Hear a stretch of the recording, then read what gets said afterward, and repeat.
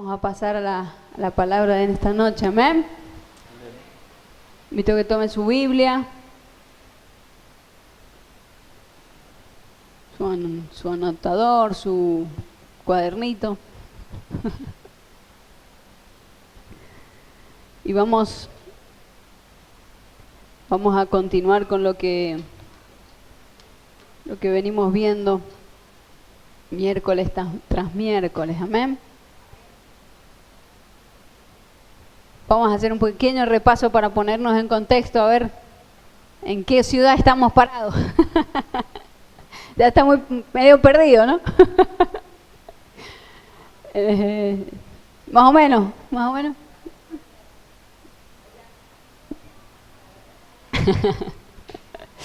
La Belén no ha venido, dice la Lía.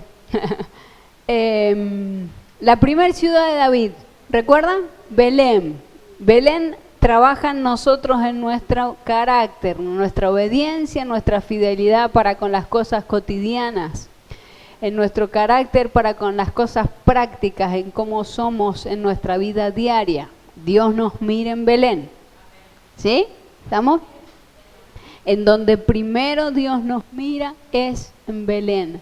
No es en un lugar de visible, de renombre, sino en Belén. Belén es una ciudad tranquila en donde nosotros podemos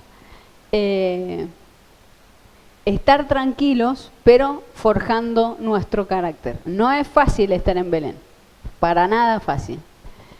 Pero es en donde Dios empieza a moldear nuestro carácter. ¿Sí? ¿Recuerda eso? La segunda ciudad en donde David, casi por obligación, tiene que... Bien, Adulam. En Adulam había una cueva en donde David tiene que esconderse, ¿sí? El lugar de refugio, ¿recuerda? En donde Dios trata a David en un trato especial con David y lo guarda, ¿sí? No es un lugar cómodo, no es un lugar en donde uno desearía estar, pero es el lugar más seguro en donde podríamos estar, ¿sí? La tercera ciudad era... Empieza con H. Hebrón. Muy bien. Esta ciudad es muy, muy particular. Pero entre medio entre Adulam y Hebrón tuvimos un paréntesis, ¿recuerda? En donde que hicimos un test, en donde tratamos también lo de Saúl en nosotros. Fue como muy llamativo el test, porque todos después me preguntaban, ¿y yo en qué parte estoy? No sé. Gracias a Dios que eso nos permite ver cosas en nosotros. Gracias a Dios que nos permite tratar cosas en nosotros. Hay gente que me dijo después, yo me acordé de cosas de niña. ¿Por qué hoy me manejo de esta manera? Porque hay algo en particular en mi niñez que fue esto. Miren cómo Dios trabaja y nos trae a memoria cosas para que nosotros podamos moldear nuestro carácter. Quienes podemos darle el permiso al Espíritu Santo para que nos moldee conforme a su voluntad somos nosotros. Pero mire lo que pasa, si no nos recordamos o no sabemos o no le damos ese permiso, Él no podrá. No es porque no tenga poder, sino que es que nosotros tenemos la administración de nuestra alma, ¿sí? Él nos enseñará, nos acompañará y nos hará saber qué es lo que debemos cambiar nosotros, ¿sí? Yo le contaba una particularidad muy, muy impresionante en la palabra de Dios. ¿Recuerda cuando al principio las cosas estaban desordenadas? ¿Recuerda? Dice que en el principio Dios creó los cielos y la tierra. En el versículo 2 del capítulo 1 de Génesis dice, y la tierra estaba desordenada y vacía. Y después dice, y el Espíritu de Jehová, de Dios, se movía sobre la faz de las aguas. Y hasta que Dios no habló, el Espíritu Santo no podía ordenar las cosas. Quiere decir que hasta que nosotros no habilitemos al Espíritu Santo, no podrá ordenar las cosas en nosotros. ¿Me entiende? Así como en el principio dice, sea la luz, y fue la luz. El Espíritu Santo obró cuando hubo una orden de Dios, ¿sí? Cuando hubo una dirección, cuando hubo claridad, cuando hubo algo que hacer por medio de la palabra. ¿Me entiende? De la misma forma, el Espíritu Santo trabaja en nosotros. Si nosotros no le decimos, Espíritu Santo, esta área X, el miércoles pasado trabajamos los celos, esta área X en mi vida, necesito que me ayudes a trabajarla en mí, Él no lo hará. No porque no pueda, simplemente porque no tiene la orden, no tiene el permiso, ¿sí? ¿Cuántos le cedieron ese permiso? ¿Sí?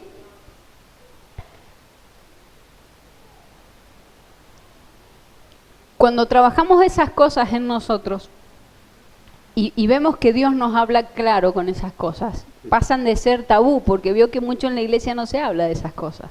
Y no es porque no estén. No es porque no estén, simplemente porque es incómodo. Pero como Dios está formando nuestro carácter, le hemos dado el permiso para que trabaje en nosotros, Él lo hace. Lo habilitamos y Él lo hace. Amén. La tercera ciudad en donde David, por ya pedir David la dirección de Dios específicamente, es Hebrón, ¿sí? En Hebrón pasaron muchas cosas y David, en particular en su vida personal y en su vida como líder y en su vida como rey, pasaron muchas cosas en Hebrón. Muchas cosas muy pesadas y muy importantes, ¿sí? En donde Dios también quería trabajar cosas en él. Y no solamente en él, sino en la gente que lo empezó a seguir. Recuerda que leímos que mucha gente empezó a seguir a David, ¿recuerda? Al principio eran ¿cuántos? 400, que eran gente muy complicada, muy complicada. ¿Recuerda el Salmo 57? Que habla de esto, que David declara, estoy entre leones, se quejan todo el día. Es gente que se queja, es gente difícil, gente que estaba mal en todas las áreas de su vida, va a caer a la misma cueva que David, donde estaban los incapacitados de resolución, no física, sino para solucionar problemas. ¿Cómo? Los endeudados, los enlutados, todos ellos. Y David habla en el Salmo 57 de esto. Dice, Señor, estoy rodeado de gente que se queja todo el día, que todo el día está mal, que está todo mal y no ven la salida. Y David dice, pero yo he confiado en vos, yo he confiado en ti. ¿Sí? Y en el Salmo 34 vemos cómo David empieza a formarlos como líderes y lo primero que les empieza a enseñar es adorar. ¿Recuerdan? En todo tiempo te alabaré, dice David en el Salmo 34, y les enseña, vengan conmigo a adorar a Dios, y empieza a forjar en ellos un corazón primero de adorador y después empieza a formar soldados, carácter de guerra. ¿Sí? ¿Recuerdan? Bien, después de eso se le empiezan a complicar las cosas a David. Algo hablamos el miércoles pasado con respecto a Saúl, a su persecución con respecto a David. Vemos que desde que Saúl se despierta en celos para con David hasta que muere, intenta matarlo 8 veces y David tiene que escaparlos, pero la particularidad de David fue que él nunca atacó, ¿sí? Es muy importante eso. Simplemente cuando tuvo que hacerlo se defendió, pero no porque él quisiera, sino porque era necesario guardar la unción de Jehová en él. ¿Sí? Ahora vamos a pasar a Hebrón y me va a acompañar a Segunda de Samuel. Hemos pasado mucha historia y yo espero y apelo a que usted por lo menos la escuche en algún audiolibro o en alguna audiolibra, Biblia. Y por favor la vaya siguiendo esta historia, porque yo no me voy a parar en detalles de historia, ¿sí? Pero sí en etapas fundamentales y principales para con David. En Hebrón, David empieza a mostrar sus falencias como hombre. David tenía una debilidad, ¿sabe cuál era? ¿No lo sabe? No.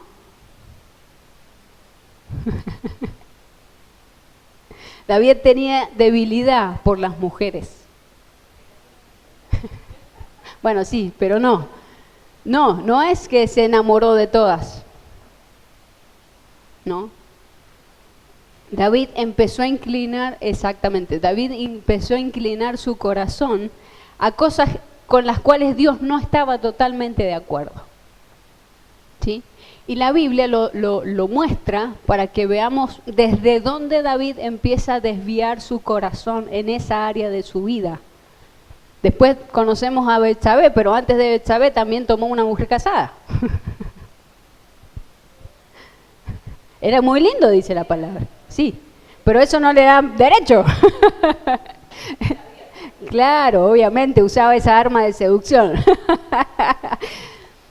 Y vemos a partir en Hebrón es donde se despierta, obviamente David ya estaba más grande, ya estaba forjando su carácter como hombre, y empieza en esa área personal de su vida a desfallecer con respecto a la voluntad de Dios con él. ¿Sí? En el lugar geográfico en donde está David es Hebrón, ¿sí? Esta tribu de las 12 era la tribu que venía por descendencia de Caleb, ¿sí? Vemos historia cuando se reparte la tierra, ¿sí? Caleb le pide a Josué su parte y la parte que le correspondía era la montaña, ¿sí? Y era un lugar de gigantes, ¿recuerda? Desde ahí estaban los filisteos desde ese entonces y estaban muy cerca de David. Era un lugar de montaña, por ende los montañeses tienen una particularidad de ser muy gruñones, muy cerrados, muy toscos, ¿sí? Y la primer mujer que David ve con la que quiere entablar una relación era casada, ¿sí? Que fue Abigail. No la toma como mujer mientras está casada, pero empieza David su corazón a desfallecer en esa área. El esposo de Abigail era un gruñón. Y David había defendido su tierra de los filisteos por mucho tiempo. Y dice en una etapa una parte de la Biblia que David y sus soldados tenían hambre, porque no estaban refugiados por él, sino que ellos comían de lo que podían. Y dice que David los manda a dos de sus principales, ya tenía un pequeño ejército, a pedirle por favor comida a este hombre. Y este hombre, ¿qué creen que hizo?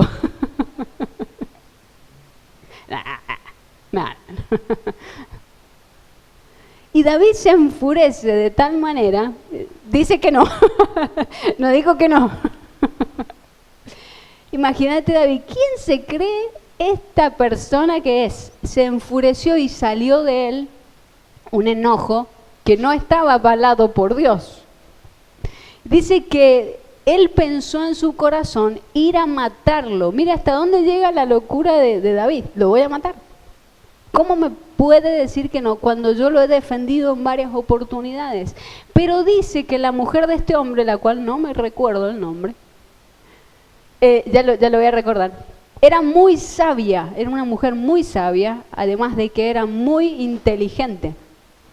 Dice que los criados de este hombre le dijeron a Abigail lo que este hombre había hecho con David y ya sabía lo que iba a hacer David. ¿sí? Se lo imaginaba, era obvio que David se iba a venir contra ellos si él los había defendido. Dice que ella les armó un pequeño botín y fue ella misma a entregar este botín a David. Y dice que David la encontró en el camino y la mujer se postró delante de él pidiéndole perdón por la actitud de su esposo, de su marido. Y dice que ahí ya David se flechó. Ya David como que inclinó su corazón hacia esa mujer. Pero era una mujer de las que tuvo David la más sabia, la más inteligente y la que más pedía consejo a Dios. Después este hombre muere y David la toma como esposa. La primera esposa después de Mical fue Abigail. Y al ratito nomás se casó con otra. O sea que era un pillo David, ¿no? No andaba solamente en Hebrón peleando. Estas particularidades las vemos desde ya, porque después vamos a llegar a Israel. Primero ahora estamos en Judá, en Hebrón. Dice que después de estos episodios, David toma por esposa a Abigail, y enseguida lo vamos a leer, inmediatamente se casa con otra mujer, tiene hijos, inmediatamente se casa con otra, y llega a tener 7 mujeres. Yo no veo, yo no le veo la gracia. David, ¿para qué sos tan avaro? Pero estas cosas, la Biblia nos las declara para que veamos la humanidad. Muchas veces decimos, no, pero si David era perfecto, tenía el corazón de Dios. Sí, pero Dios tenía que trabajar en David. Porque David tenía una tarea muy importante, ¿cuál era? Gobernar. Exactamente la misma tarea que Dios nos ha dado como iglesia. ¡Wow! ¿Estamos bien hasta acá? Ahora, aunque lo veamos muy lejano, todo, absolutamente todo, diga todo, absolutamente todo tiene que ver con ese trato de Dios conmigo. ¿Sí? Absolutamente todo lo que pasa y Dios permite que pase en mi vida es porque yo debo de cumplir y llegar a una estatura en la que Dios pueda depositar en mis manos lo que Él ya me ha dado. ¿Sí? Pero dice Gálatas que mientras el heredero es niño, aunque es señor de todo, vive y se maneja como un esclavo. Y lo que hoy por hoy como iglesia nos mantiene como esclavos es, diga, la inmadurez. ¿Amén? ¿Estamos bien hasta acá? Y Dios nos está empujando a la madurez, a forjar nuestro carácter, a forjar nuestro accionar, nuestro propósito, absolutamente todo en nuestra vida. ¿Amén? Acompáñenme conmigo a 2 de Samuel, capítulo 3. Y vamos a leer bastante, porque es es como, el capítulo 3 es como un resumen de la vida de David en Hebrón, ¿sí? ¿Alguno que la quiera leer? Si no, la leo yo. ¿Sí? Bien, Lía, bueno. Es que es largo, ¿eh? Yo te voy a ir como haciendo pausas. Bien. Lea despacio si no se traba. Hubo larga guerra entre la casa de Saúl y la casa de David, pero David se iba fortaleciendo y la casa de Saúl se iba debilitando. Ese primer versículo nos sitúa en la historia. Esta guerra no era una guerra como las anteriores que había tenido el pueblo de Dios. Esta guerra, era una guerra civil. Entre la casa de Saúl y la casa de David. Era una guerra entre el mismo pueblo de Dios. Los que estaban en Judá con David y los que estaban en las otras las otras tribus que componían todo Israel, las 11 tribus restantes. David estaba solo, ya es proclamado rey, en Hebrón, pertenece a Judá. Esa es la única ciudad que lo siguió a David. Recordemos que David ya era elegido por Dios como rey. ¿Seguimos? ¿Estamos bien hasta acá? No era una guerra contra los amalecitas, los amonitas y los filisteos, no, era una guerra civil.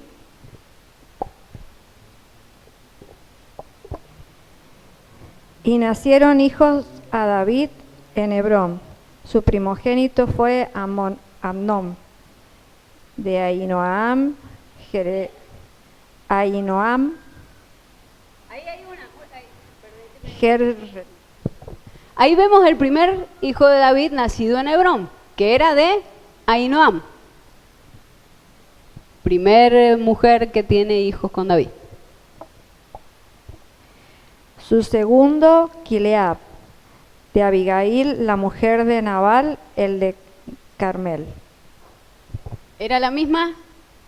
No, era Abigail. El tercero, Absalón, hijo de Maaca, hija de Talmaí, rey de Jesús. ¿Era la misma? No, era hija de un rey en donde él había hecho una alianza. En la historia usted lo puede ver anteriormente. ¿Estamos? El cuarto, Adonías, hijo de Agit. El quinto, Cefatías, hijo de Abital. El sexto, Itream, de Ecla, mujer de David. Estos le nacieron a David en Hebrón. Ahí está. ¿Cuántos hijos tuvo David en Hebrón? ¿Con la misma mujer? No era la misma, ¿sí? A la pucha dice, ya tenía hijos en Hebrón. David ya se había establecido como rey y ya tenía hijos con diferentes mujeres, ¿sí? Seguimos. Como había guerra entre la casa de Saúl y la de David, aconteció que Abner se esforzaba por la casa de Saúl. Y había tenido Saúl una concubina que se llamaba Rispa, hija de Ajá. Y dijo Is-Boset a Abner: ¿por qué te has llegado a la concubina de mi padre? Y se enojó Abner en gran manera por las palabras de Is-Boset y dijo: ¿soy yo cabeza de perro que pertenezca a Judá? Yo he hecho hoy misericordia con la casa de Saúl tu padre, con sus hermanos y con sus amigos, y no te he entregado en mano de David. ¿Y tú me haces hoy cargo del pecado de esta mujer? Bien, ahí vamos a hacer un paréntesis. Ahí no está hablando de David, ¿sí? Está hablando de Saúl, ¿sí? Abner era el general del ejército de Saúl. ¿Estamos bien hasta acá? De Saúl. Él es el que inicia la guerra civil después de la muerte de Saúl contra David, ¿sí? Abner era el principal del ejército de Saúl. Entonces lo que él hace es tomar un rey que por dinastía podríamos decir era el hijo de Saúl, que ¿cómo se llamaba?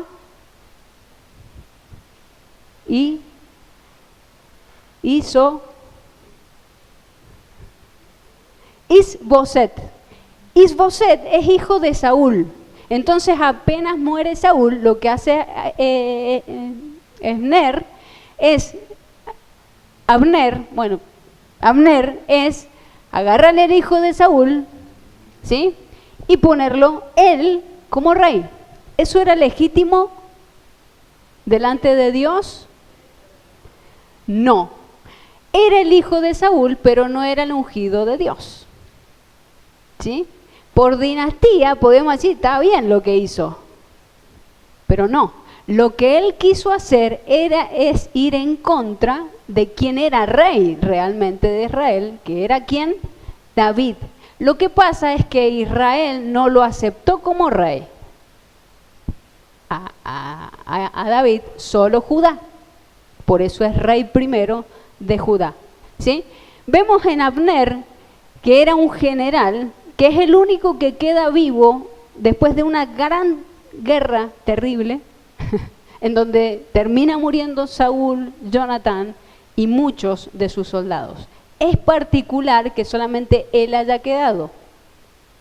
Dicen las malas lenguas historiadoras que no era buen general, que no era un hombre que le gustara ir al frente de batalla, sino que es el que, ¿vieron? Los que empujan de atrás, ¿sí? Él queda como un general del ejército de Saúl, agarra al hijo de Saúl, Isboset, y lo pone como rey de Israel. Isboset no era era medio, podríamos decir, no era muy valiente, no tenía muchas habilidades y cualidades, ¿sí? No era un hombre como para ser rey. Pero la idea era, Alberto, Cristina, ¿me entiende, no? ¿Me entiende cuál era la idea de Abner? ¿Sí? Gobernar por medio de Isboset, ¿sí? Entonces él es el que arma la rebelión de Israel, exactamente, el máximo. ¿Sí? Él es el que arma la revuelta y los que dicen los de la casa de Saúl contra los de la casa de David, ¿sí? ¿Estamos bien?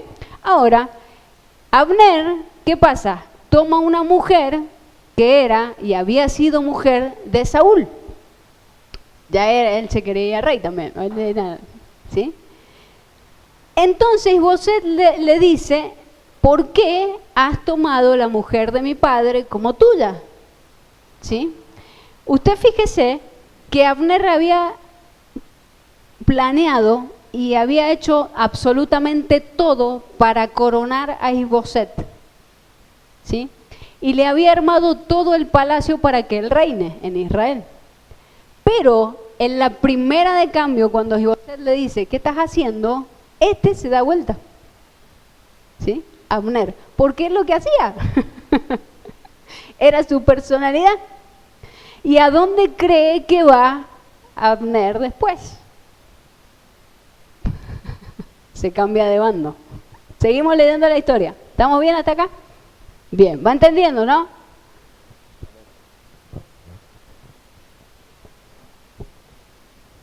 Así haga Dios a Abner y aún le añada, si como ha jurado Jehová a David, no haga yo así con él, trasladando el reino de la casa de Saúl y confirmando el trono de David sobre Israel y sobre Judá, desde Dan hasta Berseba. Y él no pudo responder palabra a Abner porque le temía. Entonces envió Abner mensajeros a David de su parte, diciendo, ¿de quién es la tierra? Y que le dijesen, haz pacto conmigo, y he aquí que mi mano estará contigo para volver a ti todo Israel. Y David dijo, bien, haré pacto contigo, mas una cosa te pido, no me vengas a ver sin que primero traigas a Mical, la hija de Saúl, cuando vengas a verme. Otra más. ¿Estamos? No se conforma hoy. ¿Qué le pasa? Vemos que acá la cosa se va forjando mal. Se va estamos como mal. O sea, las cosas no van con respecto, yo creo que la idea de Dios no era esa. Pero la gente hace lo que puede. Dice que Abner se enojó con Isboset y le dijo, ahora te voy a entregar en las manos de David. Que en realidad esa era la idea original de Dios, pero él había hecho tal lío que porque se enojó, porque Isboset le dijo, ¿qué estás haciendo? Ahora te voy a acusar con mi mamá, ¿sí? Te voy a entregar a David. Y va David a adularlo, a decirle, mira la tierra, ¿no es la que Dios te ha dado? ¿Cuántas veces el diablo nos habla con la verdad, pero con otras intenciones? Amén. Por eso es necesario que empecemos a escuchar y a ver cómo el Espíritu Santo trabaja en nuestros sentidos para empezar a crecer un poco espiritualmente, ¿sí? Lo primero que le dijo David, sí, pero te voy a, con una condición, que me traigas a Mical. ¿Sabe quién era Mical? La hija de Saúl, la primera esposa. Pero ese matrimonio quedó anulado. Y cuando la gente en la antigüedad se separaba, se divorciaba, no podía volver atrás. No se podía, era una ley de Dios. Encima, Mical tenía esposo. Porque Saúl le había entregado su hija, ya vamos a ver enseguida, a otro hombre. Ay, esas debilidades, David. ¿Cuántos ven la dualidad en David? Sí, te doy, hacemos pacto. Hacemos pacto, pero con una condición. Diga que Mical era estéril y no podía tener hijos, así que, pero David estaba destruyendo una familia. ¿Seguimos?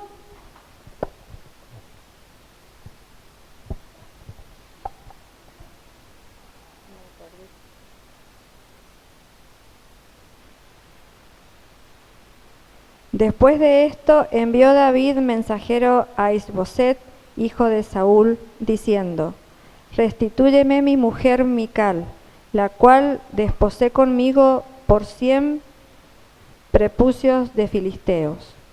Entonces Isboset envió y se la quitó a su marido, Paltiel, hijo de Laís.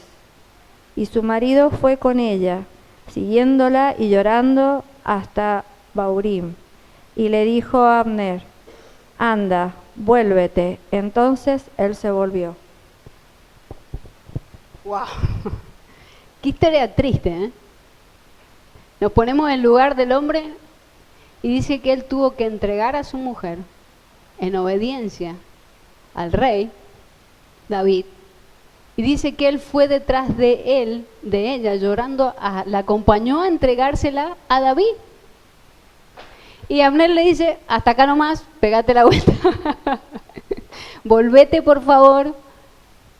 Mical, en ese entonces, yo seguramente, con las características de Mical, obviamente que iba con todas las ganas de volver a David, porque David ya era rey y su esposo no tenía nada. Y aparte, que ella tenía aires de grandeza. Recuerda Mical. ¿Sí? ¿Seguimos? Y habló Abner con los ancianos de Israel, diciendo: hace ya tiempo procurabais que David fuese rey sobre vosotros.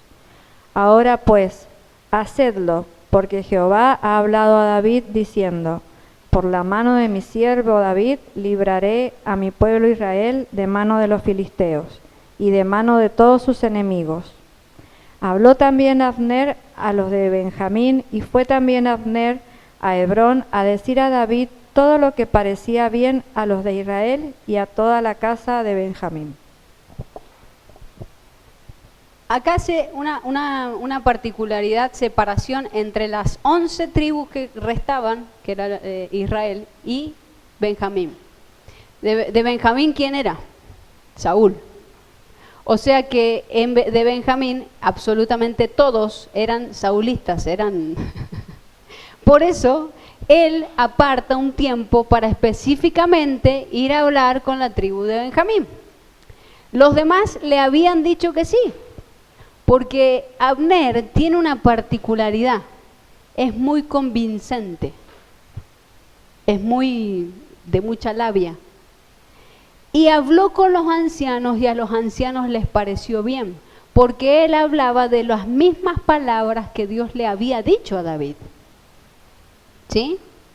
Pero Abner lo hacía con una particularidad, su propio beneficio, porque él estaba encubriendo algo que estaba mal en él. ¿Qué era? Que había tomado la mujer de Saúl. Esas eran sus intenciones. ¿Sí? No era bien intencionado Abner, para nada. Es más, en el capítulo 2, Abner mata a uno de los hermanos de los principales del ejército de David, que es Josafat. Y ahora vamos a ver qué pasa, ¿sí? ¿Seguimos?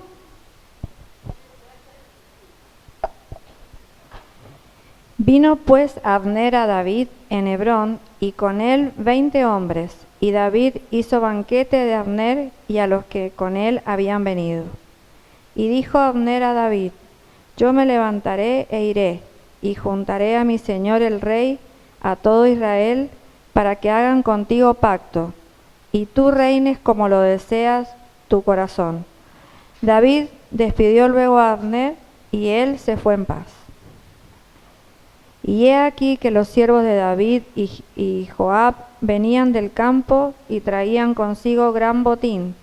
Mas Abner no estaba con David en Hebrón, pues ya lo había despedido y él se había ido en paz. Y luego que llegó Joab y todo el ejército que con él estaba, fue dado aviso a Joab diciendo: Abner, hijo de Ner, ha venido al rey, y él le ha despedido y se fue en paz. ¿Entendió esta parte? ¿Sí? ¿Entendió esta parte? Joab dice que David hace pacto con Abner, le dice: sí, yo voy a ir, voy a hablar con los ancianos, voy a hablar con el rey y vamos a hacer pacto contigo para que reines tú también en Israel, ¿sí? Para que termine siendo el rey de Israel, ¿sí? En eso que se va Abner había matado al hermano, el capítulo 2 de segunda de Samuel, había matado al hermano de Joab, ¿sí? Por eso, lo primero que sale cuando llega Joab con el botín de la guerra, era un hombre muy eficiente Joab, muy eficiente, trabajaba mucho, defendía muy bien a David. Le traía el botín de una pelea en la que él había estado, y lo primero que salen a contarle, ¿qué es? David hizo pacto con el asesino de tu hermano. ¡Ay! ¡Qué dolor para Joab! Él amaba a David, defendía a David, tenía a David como su rey. Pero hay una particularidad en Joab, tenía confianza con David. Y lo primero que le dice Joab a David: me han dicho esto, ¿es verdad? Sí, es verdad. ¿Qué has hecho? ¿Seguimos? ¿Entiende la historia ahora? Entonces Joab vino al rey y le dijo: ¿qué has hecho? He aquí Abner vino a ti. ¿Por qué pues le dejaste que se fuese? Tú conoces a Abner, hijo de Ner. No ha venido sino para engañarte y para enterarse de tu salida y de tu entrada, y para saber todo lo que tú haces. Y saliendo Joab de la presencia de David, envió mensajero tras Abner, los cuales le hicieron volver desde el pozo de Sira, sin que David lo supiera. Y cuando Abner volvió a Hebrón, Joab lo llevó aparte en medio de la puerta para hablar con él, en secreto, y allí, en venganza de la muerte de Asael, su hermano, le hirió por la quinta costilla y murió. Cuando David supo después esto, dijo: inocente soy yo y mi reino delante de Jehová para siempre de la sangre de Abner, hijo de Ner. Bien, vamos a hacer un pequeño resumen. ¿Me entiende en qué etapa estaba David? ¿Qué iban a pensar los ancianos y el pueblo de Israel? Que Abner había ido a hacer pacto con David y volvió muerto. ¿Sí? Porque Abner era el principal que había estado con guerra contra ellos durante más de 5 años. ¿Entienden? David estaba a punto de cumplir su orden dada por Dios de reinar en todo Israel. ¿Y qué pasó? Se le trunca otra vez el plan. Imagínese a David pensando mientras se va este hombre a contarle a los ancianos y al rey de Israel que iban a hacer pacto con él. Yo me imagino a David eufórico, feliz. Llega la hora de poder reinar sobre todo el pueblo de Dios. ¿Sí? Hubiera sido, si las cosas se hubieran dado de la mejor manera, hubiera sido el escenario perfecto. Pero no era como Dios lo había soñado. Y David todavía tenía que forjar su carácter. Porque hasta ahí había cometido muchísimos errores. Ahora, ¿cuántas veces nosotros decimos, hasta este tiempo, hasta hoy, las cosas no deberían haber salido así? Pero estamos al borde de lo que Dios nos ha prometido. Lo que tenemos en las manos de Dios es un sí y es un amén. Es promesa de Dios. Pero muchas veces llegamos a casi cumplir la voluntad de Dios con muchos errores atrás. ¿No le parece? Y hay cosas que debemos de ir enmendando para que absolutamente toda la voluntad de Dios sea como Él la diseñó. No era que David no era ungido. No era que David no había sido elegido, no era que no era llamado. Era que en el proceso él había cometido muchos errores. Entonces, podríamos decir, su corona oficial, podríamos decir, la visibilidad de su llamado como rey no podía ser como él le parecía. David tiene que pagar las consecuencias de él y de los de él. Por eso dice, yo acá no tengo nada que ver. Porque Joab había ido a espaldas de David a matar a ¿quién era? A Abner, ¿sí? Él había ido por mano propia a hacer justicia por él. ¿Seguimos? Vamos que se va poniendo más interesante.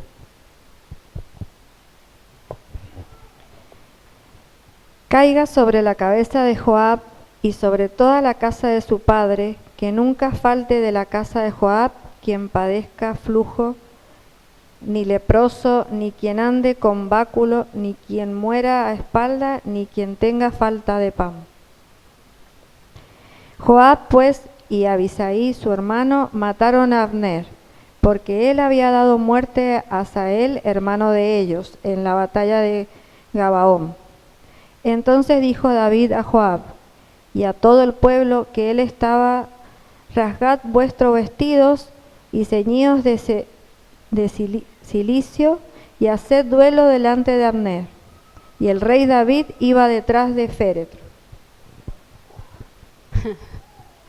Fíjese usted la particularidad y podríamos decir la contrariedad de que si nosotros lo vemos con ojos humanos, ellos habían matado al enemigo. ¿Sí? Abner era su enemigo bélico en la batalla durante mucho tiempo. David no había podido gobernar en Israel por Abner, ¿sí? No había podido. Cuando Abner se entrega, lo mata Joab. Y lo primero que uno piensa, tenés que estar contento, David, con ojos humanos. ¿Cómo vas a llorar la muerte de tu enemigo? ¿Cómo vas a llorar a alguien que te está mintiendo, a alguien que es un mentiroso, que te mintió en la cara y estaba haciendo todo un plan estratégico en contra tuya? Pero acá yo quiero que ustedes vean por qué Dios le dice: este hombre es conforme a mi corazón. Porque donde nosotros vemos con ojos humanos cosas que deberían ser como nosotros creemos, David ve otra cosa. Lo primero que ve David es un luto, un duelo. David honra aún los soldados de Saúl. Ese es el corazón que tenía David. Honra aún a aquellos que muchas veces lo quisieron matar, que estuvo en las manos de ellos para ser muerto. Y David dice, está mal lo que están haciendo. Está mal, por más que sea nuestro enemigo, por más que a nuestro parecer tendríamos que estar celebrando porque hemos vencido al ejército de Saúl. Por ende podríamos tomar el reinado de Israel, pero no era como David quería llegar a ser rey de Israel. No era lo que David quería, no era como David quería coronarse como rey. ¿Me entiende la diferencia de David?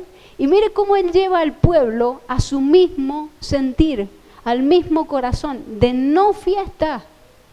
Hay veces que nosotros vemos, recuerde que esta es una guerra civil, vemos gente que es de nuestra gente y por algo será. ¿No decimos eso? Y por algo le está pasando lo que le está pasando. No es el corazón de David. Es de los míos. Es de Israel. Es un general del ejército de Israel. Pero David tiene otra visión. Y David hace que todo Judá vaya con su mismo corazón y haga lo que tiene que hacer. Mira lo que hace David con la memoria de Joab. De Abner.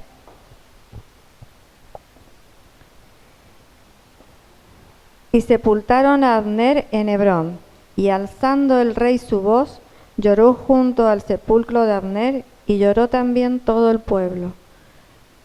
Y endechando el rey al mismo Abner decía, ¿había de morir Abner como muere un villano? Tus manos no estaban atadas, ni tus pies ligados con grillos.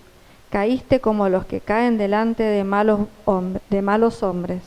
Y todo el pueblo volvió a llorar sobre él.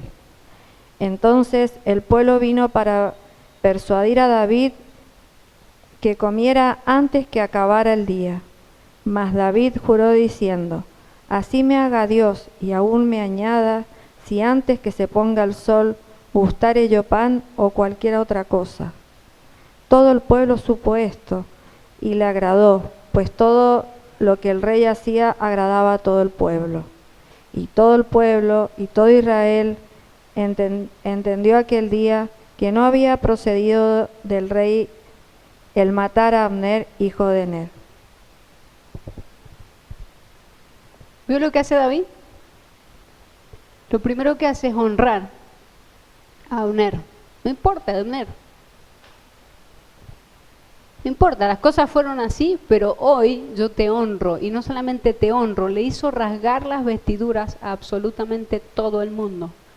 Cuando en la antigüedad se hacía eso, era un duelo muy profundo y eran días que se guardaban de duelo. Y dice que lo primero que hace David es guardarse para un ayuno. Y no es que lo hizo para que lo vieran, salió de su corazón, era genuino. Era un acto genuino y dice que todo esto que David hacía le agradó al pueblo. Cuando habla al pueblo, era Judá. Y después dice que también le agradó a Israel. ¿Sí? ¿Estamos bien hasta acá?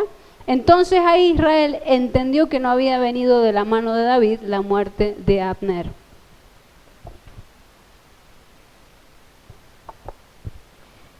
También dijo el rey a sus siervos, ¿no sabéis que un príncipe y grande ha caído hoy en Israel?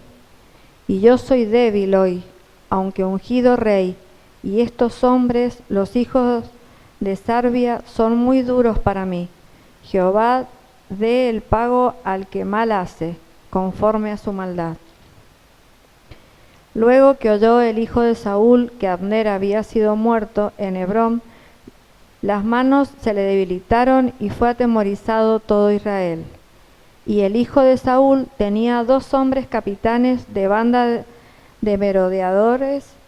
El nombre de uno era Baana y el del otro Recab, hijos de Rimón, Beerón, Beerontita, de los hijos de Benjamín.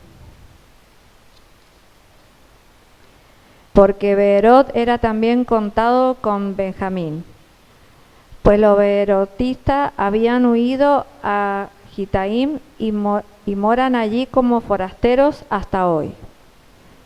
Y Jonatán, hijo de Saúl, tenía un hijo lisiado de los pies.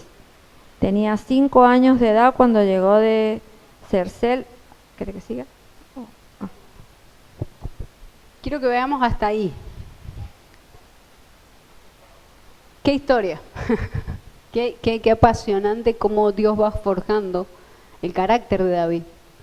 David seguramente se dio cuenta todo lo que había hecho mal. Dice que después otros 2 de su ejército, principales del ejército, van y matan a Josafat, el rey de Israel. Y David, ¿qué creen que hizo? No quiero llegar a la corona así. No puedo llegar pisando a los de mi pueblo. No puedo llegar a ser rey de Israel mientras esté corriendo sangre en el mismo pueblo. Ese corazón de David es lo que hace que Dios lo mire diferente. ¿Me entienden? Cuando nosotros decimos, ¿qué corazón tenía David para que Dios diga eso?